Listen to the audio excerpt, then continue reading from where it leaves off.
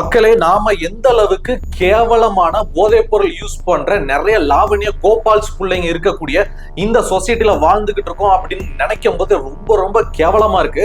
அதை தாண்டி இந்த மாதிரியான தற்குறி பயலுக கையில தான் நாடே இருக்குது. இவங்க தான் எதிர்காலம் சொல்லும் போது இன்னமும் நமக்கு ரொம்ப பயமா இருக்குது. இந்த எல்லா சம்பவத்துக்கு காரணம் இப்ப ரீசெண்டா கோயம்புத்தூர்ல அந்த ஹிந்துஸ்தான் காலேஜ்ல நடந்த அந்த சம்பவம் தான் மக்களே.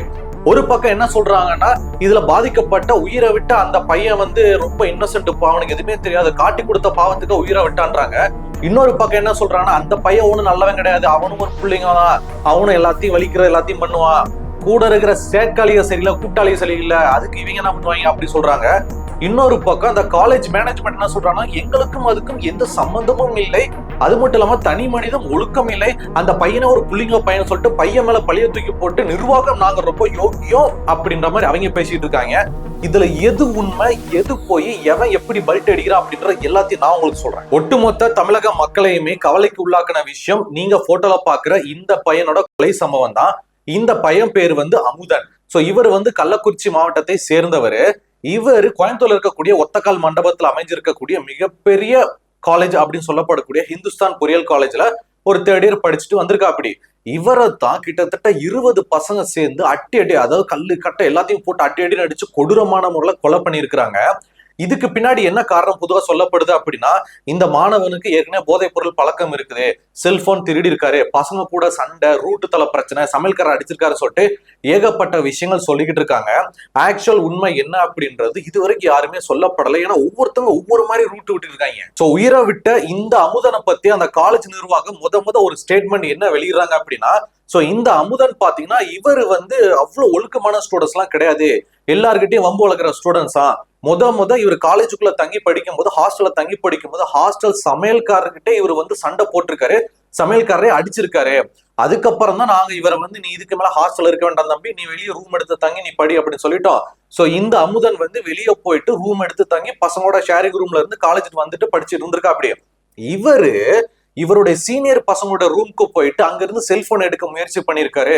சோ எங்க செல்போனே திருட வந்துட்டாங்க, இவர் அமுதன் முகமுடியெல்லாம் போட்டு இருந்தாரு அப்படின்னு சொல்லிட்டு சோ அந்த பசங்க எல்லாருமே சேர்ந்து யாரோ திருட வந்துட்டாங்கடா, செல்போனை திருடாங்கன்னு சொல்லிட்டு இந்த பையனை போட்டு அடின்னு அடிச்சிருக்காங்க. இதனாலதான் அமுதன் உயிரிழந்திருக்காங்க.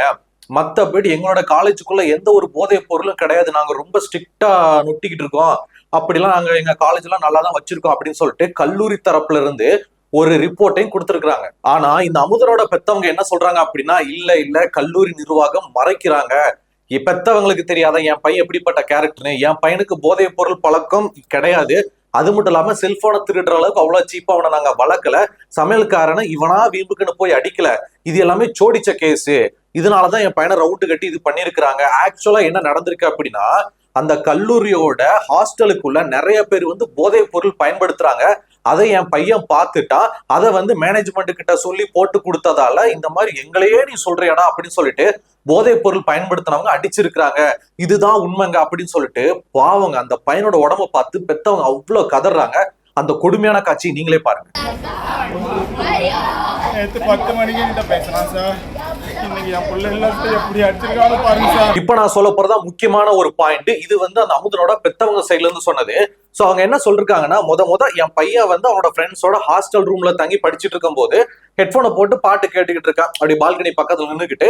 அப்ப ஹெட்போன் எதாச்சும் கீழே விழுந்திருக்கு, அதை எடுக்கிறதுக்காக போகலாமே அப்படின்னு சொல்லிட்டு என் பையன் அமுதனும் அவங்க கூட ஃப்ரெண்டும் அப்படியே கீழே அப்படி அந்த ஹாஸ்டலோட பின்னாடி வழியா போயிருக்கிறாங்க. அப்படி பின்னாடி போகும்போது அங்க செடியும் சத்தியமா இருந்திருக்கு. ஹெட்போன் எங்க அப்படி தேடிக்கிட்டு இருக்கும் போது அங்க அந்த ஹாஸ்டலோட சமையல்கார கூட எடுபடியா இருக்கிற 2-3 வடக்கைங்க எல்லாருமே சேர்ந்து கஞ்சா வலிக்கிறது, தம்ம போடுறதுன்னு சொல்லிட்டு நிறைய போதைப் பொருள் பயன்படுத்திட்டு இருக்காங்க. அதை என் பையனும் என் பையன் கூட இருந்த பசங்களும் பார்த்துட்டாங்க. சோ பார்த்ததுக்கு அப்புறமா என் பையன் அமுதனோட ஃப்ரெண்டு ஒருத்தர் இருக்கா பாத்தீங்களா, அவன் தான் என்ன கஞ்சா போடுறீங்களா, நமக்கு ஒரு 4 இழுப்பு கொடுங்க அப்படின்னு சொல்லிட்டு அவன் கேட்டிருக்கான். ஆனா என் பையன் அமுதன் கேட்கல. என் பையன் என்ன சொல்லியிருக்கா அப்படின்னா, டே அதெல்லாம் வேண்டாம், எதுக்கு அது அவங்களோட போட்ட நீ வா அப்படின்னு சொல்லிட்டு கூட்டிட்டு போயிட்டாங்க. சோ என் பையனுக்கு அந்த உண்மை தெரிஞ்சிடுச்சு அப்படின்றக்காதான் என் பையனை பிடிச்சி டார்கெட் பண்ணாங்க, இவன் சொல்லிடுவானோ அது பண்ணிடுவானு சொல்லிட்டு அந்த சமையல்காரன் அடிக்கடி தொந்தரவு பண்ணிக்கிட்டே இருந்தான். அதனாலதான் என் பையன் ஏதோ ஒரு கோபத்துல அடிச்சதா எனக்கும் நியூஸ் வந்துச்சு அப்படின்னு சொல்லிட்டு பெத்தவங்க, அந்த அமுதனை பெத்தவங்க இந்த உண்மையை உடைக்கிறாங்க. சோ வேற ஏதோ ஒரு பிரச்சனைக்காக அந்த ஹாஸ்டல் சமையல்காரனை இந்த அமுதன் அடிச்சதுக்காக மேனேஜ்மெண்ட் சைட்ல இருந்து கூப்பிட்டு இருக்காங்க. இந்த அமுதனையும் அமுதன் ஃப்ரெண்டையும் சமையல்கார எல்லாரும் கூப்பிட்டு இருக்காங்க. கூப்பிட்டு என்ன ஏதுன்னு கேட்கும் போது அமுதன் வந்து சொல்லிட்டாரு, அம்மா நான் இந்த மாதிரி எதுவுமே தப்பு பண்ணல, நான் போதைப் பொருள் பயன்படுத்தினதா என்னை வந்து டார்கெட் பண்றாங்க, என் மேல பொய்யான குற்றச்சாட்டு முன்வைக்கிறாங்க. பட் போதைப் பொருளை கேட்டது கூட நிக்கிறான் பாத்தீங்களா, இந்த தெல்லவாரி நாய் தான் கேட்டான், நான் சைலண்டா தான் இருந்தேன், என் மேல எந்த தப்பும் இல்லை அப்படின்னு சொல்லிட்டு அமுதன் பாவங்க அவன் சைடுல இருக்கிற உண்மையா மேனேஜ்மெண்ட்டுக்கும் பக்கத்துல இருந்த அம்மாவுக்கும் சொல்லியிருக்காங்க.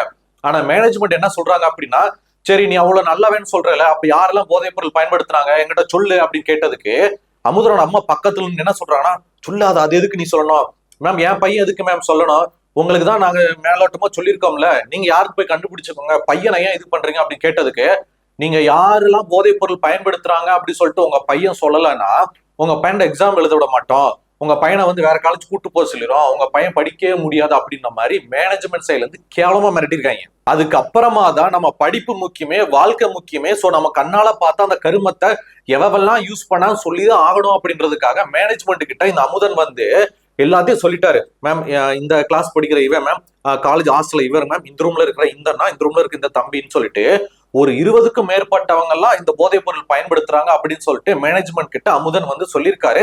ரிட்டர்ன்லயும் எழுதி கொடுத்திருக்காரு, இவங்கலாம் அப்படின்னு சொல்லிட்டு. அதை வாங்கி வச்ச அந்த தற்கொலை மேனேஜ்மெண்ட் என்ன பண்ணணும், சைலண்டா போயிட்டு யார் யாருன்னு பார்த்து களை எடுக்கணும். அவங்க எல்லாம் பிடிச்சு ஆல்ட்டி புளிர் அடிச்சு போதைப் பொருளை எடுத்துட்டு இது பண்ணிருக்கணும்ல. ஆனா இந்த கிறுக்கு பிடிச்ச அந்த மேனேஜ்மெண்ட் என்ன பண்ணிருக்காங்க அப்படின்னா, எவெல்லாம் போதைப் பொருளை பயன்படுத்துறானோ அவங்கிட்டே போயிட்டு, என்னடா கஞ்சா அடிக்கிறியாமே, தம் வச்சிருக்காமே, சரக்கெல்லாம் போடுறியாமே, எல்லாம் அமுதன் சொல்லிட்டா, எங்க கிட்ட அந்த எவிடன்ஸ் எல்லாம் இருக்குன்னு சொல்லிட்டு அமுதன் பேரை வந்து இவங்க யூஸ் பண்ணிருக்காங்க. ஏண்டா நீங்களா காலேஜ் மேனேஜ்மெண்ட் நடத்துறீங்களா இல்ல ரவுடிஸ கட்ட பஞ்சாயத்து நடத்தீங்களா, படிச்சு வந்த நாய்ங்க தானே நீங்களா. ஒருத்தன் உங்களை நம்பி ஒரு விஷயம் சொல்றான் அப்படின்னா அவன் பேரை பயன்படுத்த கூடாது அப்படின்றது ஒரு விதி. ஆனா அவன் பேரையே சொல்லி அமுதன் தான் எல்லாம் சொல்லிட்டானே, இந்த தேர்ட் இயர் படிக்கலாம் அந்த அமுதன் தானே அப்படின்னு சொல்லும் போது அந்த போதைப் பொருளை யூஸ் பண்றவங்களுக்கு எவ்வளவு மைண்ட் கிரிமினல் போகும். அந்த தாயில தான் சொன்னானோ அவனுக்கு இருக்குது மேம், என்ன அவன் சொல்லிட்டா அப்படின்னு சொல்லிட்டு அங்க நிறைய பஞ்சாயத்து போயிருக்கு. அதுக்கப்புறம் தாங்க வினைய ஆரம்பிச்சிருக்கு. 20 பேரு கோலத்தனமா ஒருத்தனை போட்டு அடி நடிச்சிருக்காங்க. அவங்க கிட்ட அவ்வளவு அடியை வாங்கிட்டு உடம்புல எல்லா உள்காயத்தெல்லாம் வாங்கிட்டு அமுதன் வந்து அப்படியே ரூம்ல வந்து படுத்திருக்காரு. அதுக்கப்புறமா அமுதன் வந்து கான்சியஸ் இல்லாம வாங்கிட்டாரு. அதுக்கப்புறம் தான் அமுதனை தூக்கிட்டு ஹாஸ்பிட்டல்ல போயிட்டு அட்மிட் பண்ணி என்ன ட்ரீட்மெண்ட் கொடுக்கும் போதுதான் அமுதனோட உயிர் திங்கட்கிழமை மதியம் போலயே பிரிஞ்சிருக்குங்க. அதுக்கப்புறம் தான் போலீஸ்காரங்க உள்ள வந்து என்ன ஆச்சு ஏது சொல்லிட்டு விசாரணை பண்ணும் போதான் இந்த எல்லா உண்மையும் தெரிய வந்திருக்கு. அமுதனை வந்து முன்பகை காரணமாக அமுதன் வந்து போதைப் பொருள் போட்டு கொடுத்ததுக்காக 20 பேருக்கு மேல சேர்ந்து அமுதன் அடி நடிச்சிருக்காங்க. அவங்க எல்லாமே போதைப் பொருள் யூஸ் பண்ண புள்ளிங்க பயலுக, சோத்துக்கு போல வேற ஏதோ தின்ன நாய்ங்க, வீணடிக்கப்பட்ட விந்துக்கள் பயலுகன்னு சொல்லிட்டு மக்களுக்கு அதுக்கப்புறம் தான் தெரிய வந்திருக்குங்க. பாவங்க கஷ்டப்பட்டு வம்பாடுபட்டு பெத்து வளர்த்து ஆளாக்கி காலேஜுக்கு போய் படுறா, நம்ம குடும்பத்தோட வாழ்க்கை உங்ககிட்ட தாண்டா இருக்குன்னு சொல்லி அனுப்புன பையனை ஸ்ட்ரக்சர் அப்படியே படுக்க வச்சு உருட்டிட்டு வர்றாங்க அப்படின்னா ஒரு பெத்தவங்களுக்கு எவ்வளவு மனசு வேதனைப்படும். அந்த அப்பா அம்மா அப்படி அழுகுறாங்க. அந்த காட்சியை தான் நீங்க பாத்துட்டு இருக்கீங்க. சோ தமிழ்நாடு முழுக்க இந்த சம்பவம் காட்டுத்தீ மாதிரி பத்தி எரிய மேனேஜ்மெண்ட் உடனே கடப்பாறைய முழுக்க அப்படியே இவங்க நல்ல யோக்கியமயிறு மாதிரி எல்லாம் ஒண்ணு கூட்டிட்டாங்க. அதுல ஒரு மேம் வந்து அவங்க தான் காலேஜ் டீன் போல கோட் போட்டுக்கிட்டு, எல்லாருக்கும் வணக்கம், நான் தான் இந்த காலேஜோட முதல்வர் பேசுறேன், அமுதன் வந்து இந்த மாதிரி அவர் ஏற்கனவே போதைப் பொருள் பயணப்படுத்துறோம்னு சொல்லிட்டு அந்த ஸ்டூடெண்ட் மேல பழிய தூக்கி போட்டு அவன் மேல இல்லாத பொல்லாத பொய்களை சொல்லி, அவனும் ஒரு புள்ளிங்கோ, அவனும் கஞ்சா எல்லாம் அடிக்கிற பையன் தான், அவன் ஏற்கனவே செல்போனை திருடி இருக்கான், சமையல்காரனை போட்டு அடிச்சிருக்கான், அவன் மேல ஏற்கனவே நிறைய குற்றச்சாட்டுகள் இருக்கு, நாங்க ரொம்ப நல்ல ஹிந்துஸ்தான் காலேஜ், நாங்க மேனேஜ்மெண்ட்ல நிறைய புளித்தி மேனேஜ்மெண்ட், நாங்க எல்லாத்தையும் கரெக்டா பண்றோம், ஆனா பசங்களோட தனி மனிதம் ஒழுக்கம் தான் சரியில்லை, நாங்க என்ன பண்றது அப்படின்னு சொல்லிட்டு அந்த மேம் வந்து ஒரு பேட்டி ஆத்துறாங்க பாருங்க. இப்படியே உள்ளுக்குள்ள வந்து ஒரு கோபம் எல்லாருக்குமே அது கிளம்பதான் செய்யுது.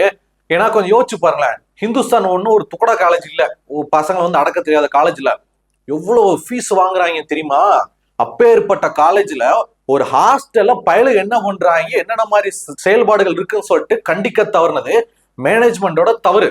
ஏங்க அவ்வளவு பெரிய காலேஜுங்க, அவ்வளவு செக்யூரிட்டி வச்சிருப்பாங்க, ஹாஸ்டலா நடத்துறாங்க, ஹாஸ்டலுக்கு ஃபீஸ் வாங்குறாங்க, ஹாஸ்டல்ல செக்யூரிட்டி இருப்பாங்களா, வார்டன் இருப்பாங்களா, என்ன புடுங்குறாங்க கேட்க தோணுதான் இல்லையா? அப்போ மேனேஜ்மெண்டே இதை ஊக்குவிக்குதானே? மேனேஜ்மெண்ட் நல்லாவே தெரியுங்க, எவன் தம் அடிக்கிறான், எவன் கஞ்சா அடிக்கிறான், எவன் கட்டிங்க போடுறான்னு வார்டனுக்கும் நல்லாவே தெரியும். இவங்க வந்து அப்படியே கண்டு வார்டனும் சேர்ந்து ஒரு கட்டிங் போற நாய் தான், எல்லாருமே சேர்ந்து அப்படியே விட்டனாலதான் ஒரு பையனோட உயிர் போயிருக்கு. இப்ப இவ்வளவு நடந்ததுக்கு அப்புறம் அந்த மேனேஜ்மெண்ட் இப்போ ஸ்ட்ரிக்டா பிடிக்கிறாங்க.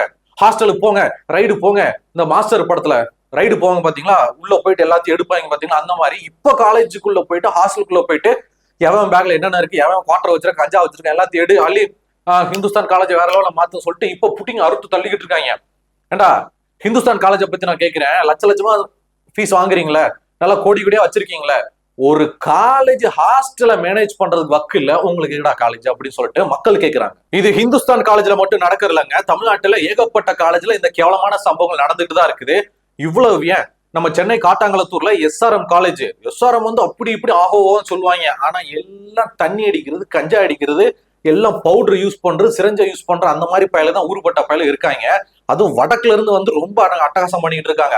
கரெக்டா அந்த காட்டாங்குளத்தூர் அந்த எஸ்ஆர்எம் காலேஜுக்கு பக்கத்துல அந்த ஏரியாக்கள் தான் மாணவர்கள் ஹாஸ்டல்ல தங்கி இருக்கிறாங்க. பாத்தீங்கன்னா டெய்லி அங்க ரைடு நடந்துட்டு இருக்கு. வார வாரம் பயில பிடிக்காங்க, எல்லாம் கஞ்சா போத அப்படின்னு சொல்லிட்டு. இங்க எவனும் படிக்க வரலங்க, எல்லாம் குடிக்கிறது, கஞ்சா போடுறதுக்கு, பொம்பளை பிள்ளையோட சேர்ந்து லிவிங் டுகெதர்ல சுத்துறதுக்கு, வாழ்க்கை அப்படி அப்படியே வேற லெவல்ல வைப்பா என்ஜாய் பண்ணதான் வர்றாங்க.